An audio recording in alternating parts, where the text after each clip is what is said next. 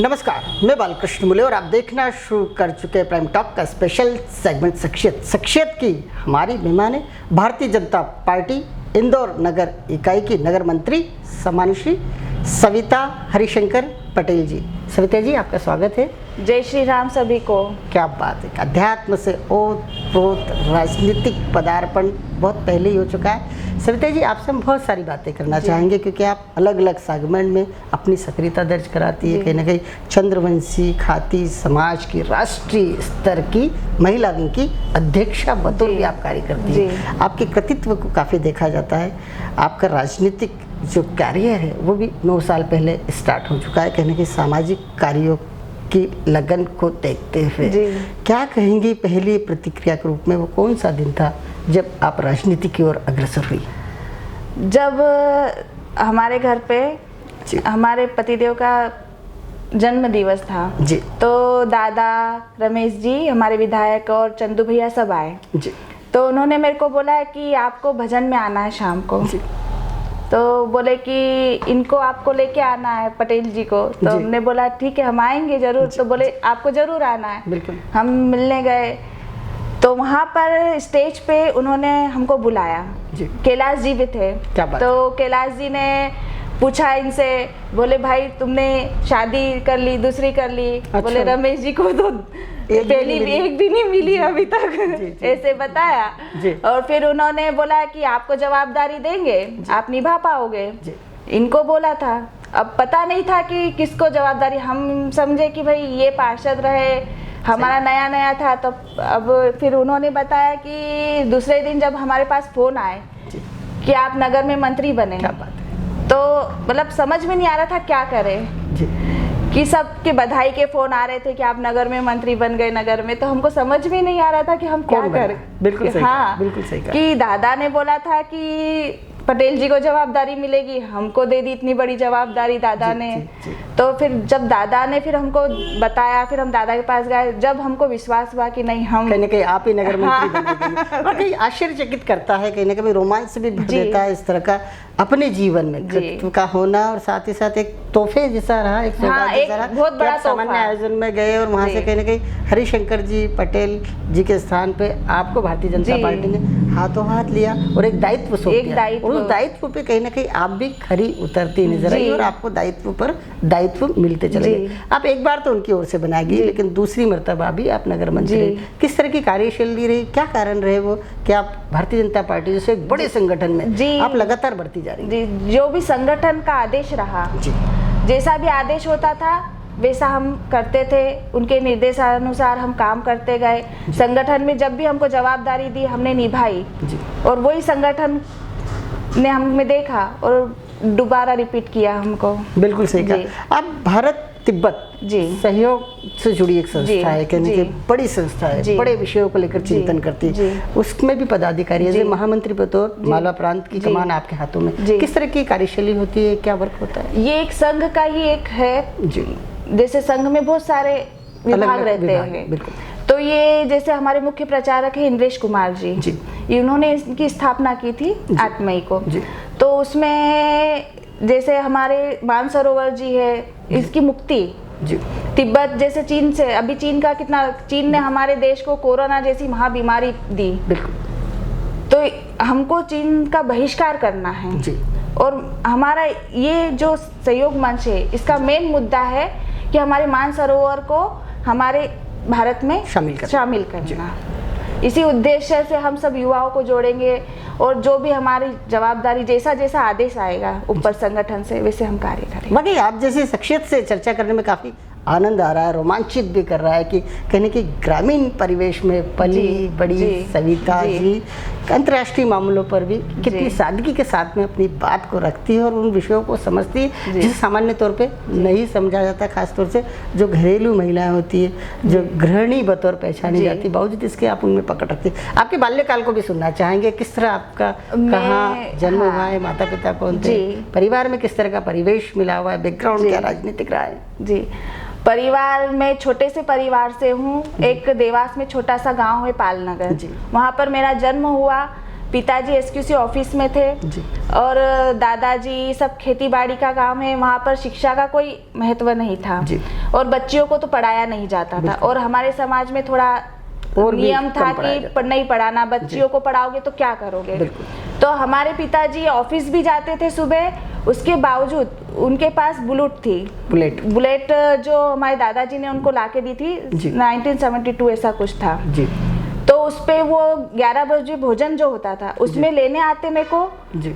School छोड़ते देवास, वहाँ से वापस जब मैं छूटती वापस, उन्होंने बहुत संघर्ष किया आपको पढ़ाने के लिए बहुत संघर्ष किया। और ये भी सब गांव वालों ने बोल दिया कि हम ऐसा, आप बेटियों को क्या करोगे पढ़ा के, ऐसा बेटियों को चूल्हा फूकना है। लेकिन मेरे पिताजी ने बोला नहीं, बेटियों को मैं पढ़ाऊंगा, ऐसा नहीं कि चूल्हा ही फूके। क्या बात है। उनकी सोच ऐसी थी, बहुत अच्छी जी। तो और शिवजी राम मुकाती, शिव कन्या मुकाती, उनके नाम ऐसे है।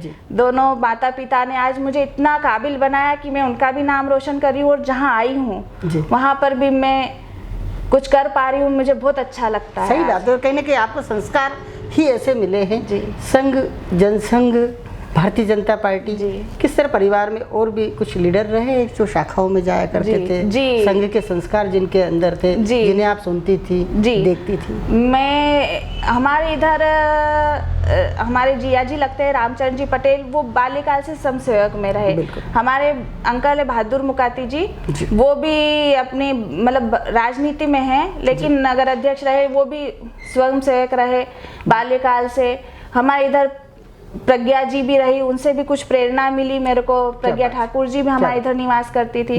मतलब शुरू से ही ऐसा माहौल देखा, वहाँ पर बीजेपी हो या कांग्रेस हो, लेकिन वहाँ का नियम है कि सबको शाखा में जाना। क्या बात है, बहुत सुंदर। हाँ, बच्चे वहाँ पर 4 साल 5 साल के बच्चे भी शाखा मिलेंगे और अभी भी चलती है वहाँ पर शाखाएं।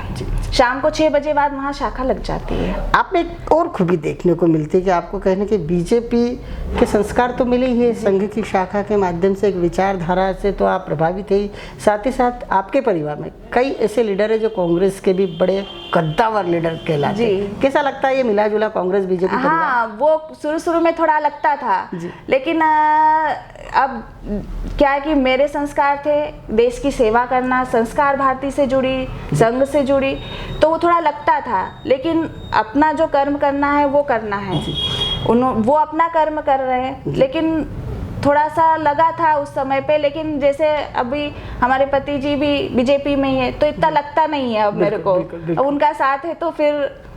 आपके एजुकेशन के बारे में जानना चाहेंगे, आपका एजुकेशन कहाँ तक हुआ है, कैसे? मेरा एजुकेशन 2nd ईयर हुआ है बीकॉम में।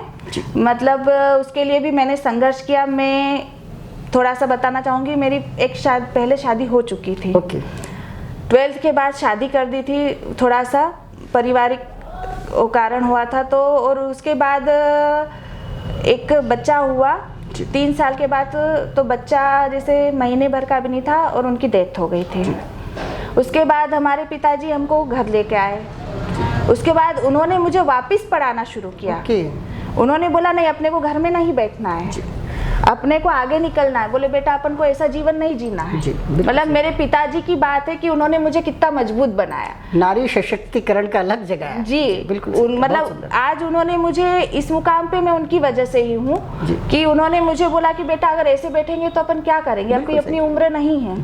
उसके बाद मैंने आगे पढ़ाई शुरू करी, उसके बाद कंप्यूटर डिप्लोमा किया। उसके बाद हमारे यहाँ पे, हमारे समाज में तो महिलाएं निकलती नहीं थी, अगर विधवा हो गए तो वही घूंघट निकालना। वो मेरे पिताजी ने बोला कि अपन ऐसे रहो, अपनी शादी नहीं हुई। उसके बाद मैं शिशु मंदिर में पढ़ाने गई, अतिथि शिक्षक में भी पढ़ाया मैंने, आंगनवाड़ी में भी किया। फिर शिशु मंदिर में जैसे मैं पढ़ाने गई और जैसे जैसे मेरे को वर्ग करे, फिर दुर्गा वाहिनी से जुड़ी, मेरे को बहुत अच्छा लगता गया, आत्मविश्वास बढ़ता गया कि नहीं, नारी भी कमजोर नहीं है। बिल्कुल सही कहा। तो जीती जागती मिसाल आपके सामने। नारी मतलब एक ऐसी मिसाल है कि पुरुष तो कह सकता है, थोड़ी सी बात होती है पुरुष की कि हमारी नाक कट जाएगी, नाक झुक जाएगी, तो नारी के चेहरे पे भी एक रहता है, लेकिन उसको कुछ समझ नहीं पाते कि उनकी भी नाक रहती है। लेकिन वो बोलते नहीं, नारी का तो सिर्फ सुंदर सा चेहरा है, उस पर कुछ लगा दिया है। तो वो चीज।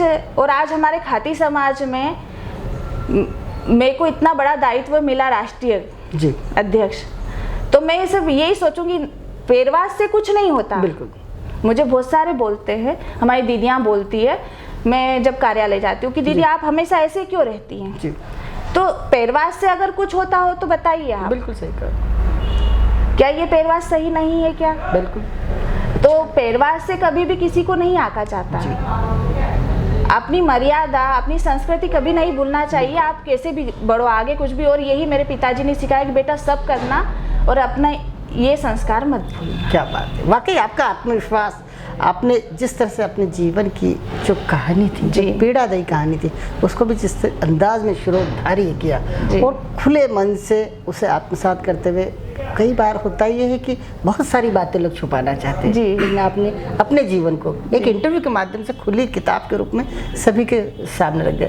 वाकई कृतज्ञ हूँ आप जैसी नारी शक्ति के लिए मैं भी मन से, और आपको साधुवाद भी देता हूँ कि वाकई हमारी भारत भूमि जो है वीरांगनाओं की भूमि शायद आप जैसी नारी शक्ति को देखने के बाद ही बनी होगी।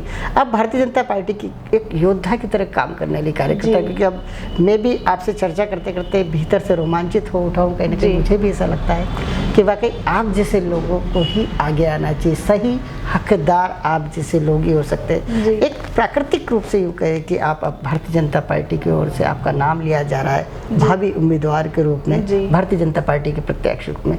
कैसा मन में लगता है? अब जल्दी जल्दी स्टेप बाय स्टेप आप आगे बढ़ती जा रही है, वाकई क्या आत्मविश्वास बन रहा है? आत्मविश्वास तो बहुत बढ़ता जा रहा है कि हाँ अपन कर सकते हैं। एक नारी कोमल दिखती है लेकिन कमजोर कभी नहीं होती।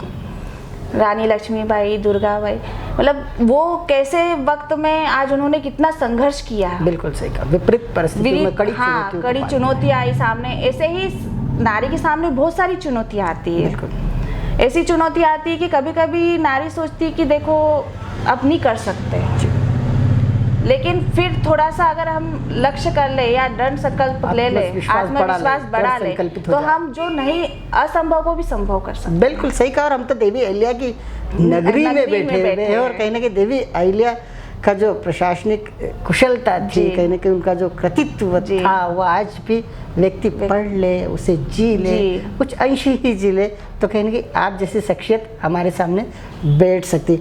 चुनाव की तैयारियों को लेकर किस तरह के आयोजन किए जा रहे हैं पिछले कुछ सालों में, किस तरह की तैयारी? हालांकि आप बरसों बरस से तो सेवा के कार्य में जुटी हुई है। चुनाव की तैयारियों के हिसाब से नहीं, जन सेवा के हिसाब से कार्य करते हैं हम लोग, और हम हमेशा जनता के बीच में रहना चाहते हैं और इसी हिसाब से हम अपने आयोजन करते हैं। हमने अभी कुछ 1 साल 1.5 साल पहले किया था महिलाओं का आयोजन, हल्दी कुमकुम का था, मातृशक्ति का। कम से कम 4000 महिलाएं थी, एकत्रित थी वहाँ पे। ऐसे छोटे छोटे कार्यक्रम एक बार किया था यहाँ पे धर्मशाला में, तो उसमें 1000 महिलाएं थी। ऐसे बहुत सारे सुंदरकांड करना, ऐसे मतलब बहुत सारे आयोजन हम करते रहते हैं जिससे हम जनता के बीच में रहें। बिल्कुल। और उनसे मिलने जुलने का हमको मौका मिले। आप खाती समाज के महिला विंग की अध्यक्ष राष्ट्रीय स्तर की, किस तरह के आयोजन होते हैं वहाँ पर?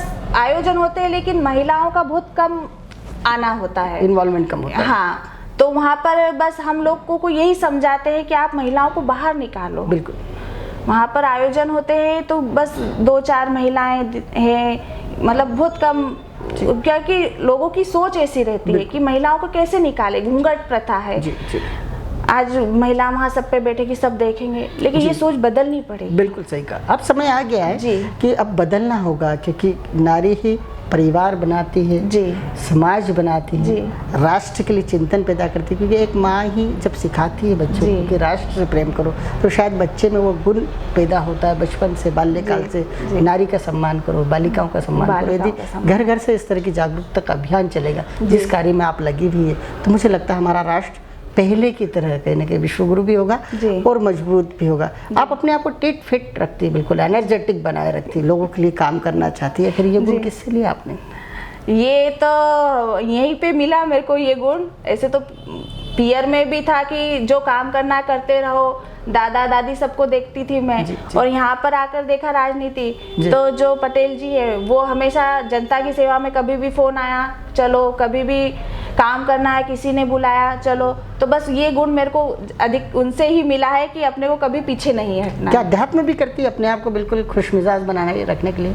हाँ, सुबह सुबह गीता जी का पाठ, मंदिर में, और योगा थोड़ा बहुत समय के हिसाब से। क्या बात है, क्या बात है। चलिए, आपने प्राइम टॉक से चर्चा की और बिंदास अंदाज में चर्चा की। खास बात तो ये है कि वो सारी बातें भी बताई जो लोगों को जानना जरूरी है, क्योंकि कई बार ऐसा भी होता है जब भावी लीडर के बारे में लोग सुनना चाहते हैं, हालांकि आप तो बहुत सशक्त लीडर है, भावी पार्षद को सुनना चाहे आपके, तो हो सकता है कि कई लोग ये बातें सुनकर आपके मुखारबिन से, आपकी बॉडी लैंग्वेज, आपका व्यक्तित्व देख के, मुझे लगता है जो लोग दूर से आपको पहचानते हैं वो आपको जान और समझ भी पाएंगे। आपने हमसे चर्चा की, प्राइम टॉक से चर्चा की, एक शख्सियत बतौर चर्चा की। आपका हृदय से बहुत बहुत धन्यवाद। नमस्कार।